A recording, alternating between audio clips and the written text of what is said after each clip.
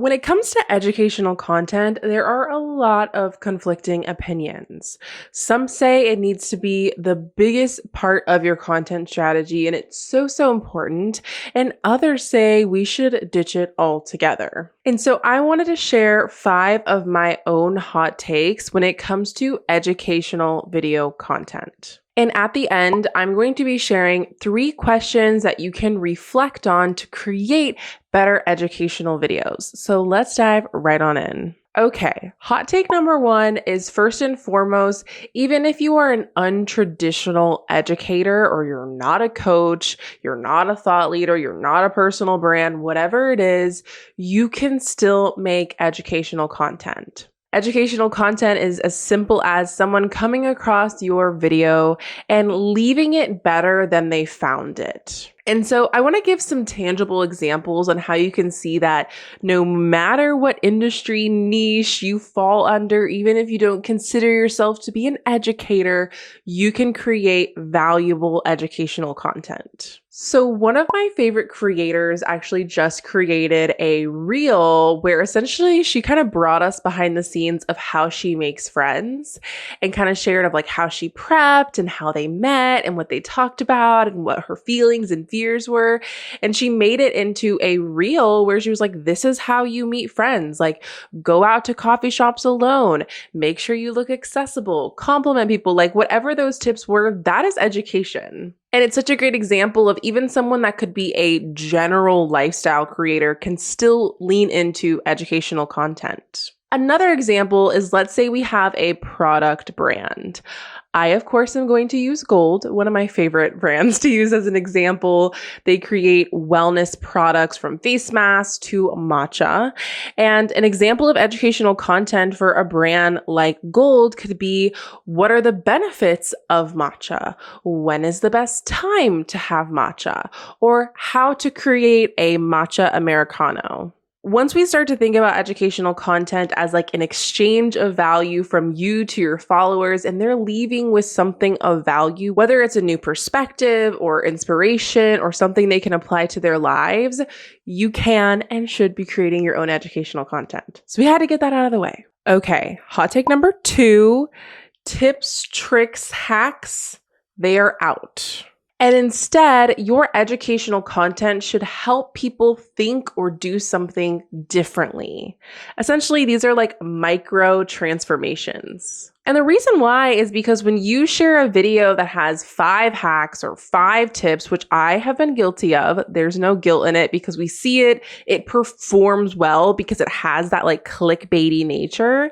But at the core of it, people are tired of consuming content and leaving it feeling more overwhelmed than ever. So instead of doing a video where you share 10 tips or hacks, instead go deep and add a ton of value with just 1 tip or hack. And I think it's also the concept of a tip or hack is like you're just giving them something small, but we really want to change like how are they thinking about something? How are they doing something? How are they approaching things? How are they looking at the solutions for the problems that they have in their life? And that leads us on to hot take number 3. You need to understand if for your specific industry or niche, do people need specific education to have problem awareness? So what is problem awareness? This is essentially knowing what is the pain point that I currently have so I can start looking for a solution. And sometimes people don't really know like what is the pain point of why I'm feeling this way or why I'm experiencing this or why this is happening, but they know that they need to find a solution for it. So essentially, sometimes your educational content is offering a solution that they might have never been introduced to or a problem that they didn't even know they had. And I'm going to use my friend Barry as an example. She is a period and hormone coach. And if I were to guess, I would say probably 50% of her audience or people that come to her Instagram page have no clue what cycle syncing even is. So before they can understand that their problems with their periods and hormonal acne or low energy is actually tied to the fact that they're not cycle syncing, they will never be able to see that as a solution. So it's important that in this example that she's providing education on why things are happening. What is the real problem? When do you need to change things? Sometimes your educational content needs to go a little bit deeper, and we need to make sure we're not assuming that people know what we know. In fact, more often than not, they don't know what we know, and we need to fill them in, and that's where educational content comes in. Hot take number 4 is that free educational content can help you sell your products, your services, and your offers. I know this is something people struggle with a lot of, like, how much free content is too much free content. But I truly think that we can never be too generous with what we're sharing on social media. But I want to show you the difference. Free content should be a simple or easy win that they can implement almost right away. But when they're purchasing your product or they're investing in your course or they're working with you with your services, you are offering a deeper transformation, and that is the difference. So this is why providing really great free content will actually show them what is possible with your brand. They'll be like, wow, this free content is great. Wait until I get into her program. Or wow, this educational content was so valuable that I need to buy that product. And the final hot take is that educational content should not be the only type of content you're creating. It should be just one of the elements of your content pillars. The way that I teach content pillars inside of my programs and inside of my signature Shine framework is that there's typically 5 topics or categories that you're going to build out, and this is going to be your content strategy. These are the topics and the themes that you're going to consistently be leaning into. So instead of having a niche where you only talk about one thing or being super multi-passionate and talking about a million things, content pillars really meets in the middle. And so chances are, out of your 5 content pillars, a few of those might be educational, but some of those might be more connection building or relationship building or community building.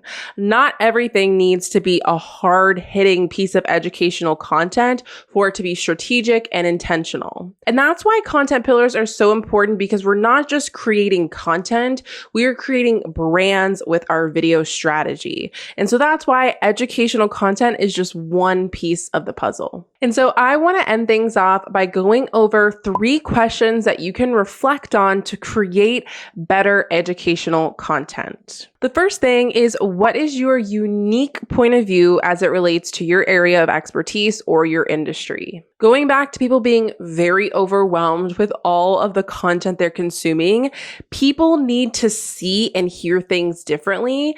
And that is where it is okay to lean into the thing that you haven't seen anyone else talking about, or talk about it in a way that you haven't really seen before. This is what's going to help your brand stand out. And this is what's going to differentiate you from other options that people might have when they're choosing who to invest in. I know it can feel really intimidating to lean into your own POV, but this is really where strategic content comes into play. And I guarantee you, once you start kind of ruffling some feathers, sharing some unpopular opinions, sharing some hot takes, sharing things people haven't seen, you will see such a big difference in how people view you as an authority. The next question is, what are the possibilities your ideal follower needs to see to solve their problems? And at the core of this, you need to know your ideal follower super well. What are their habits? What are their interests? What do they care about? And most importantly, what are those problems they are experiencing?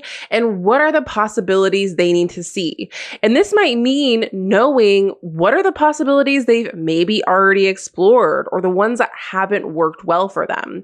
Educational content is the way that you can bridge that gap and show them what's possible, simply by giving a little win or shifting how they're thinking of something. And last but not least, this is one of my favorite things I teach inside my mastermind, and it always gets the wheels a turning when it comes to video content. It is, what is a new, different, or better way that you can share a concept with your video content? So new, different, and better. So sit down and look at your current content, look at your industry space, and see how can you disrupt the current educational content that is going out and offer better educational content for your followers. I hope you're leaving this episode with kind of a new perspective on what educational content can be for your brand and seeing how much it benefits you strategically as a business and a creator. And most importantly, I hope you were taking some notes in your little notes app or pen and paper and brainstorming some fresh educational content ideas for your own brand.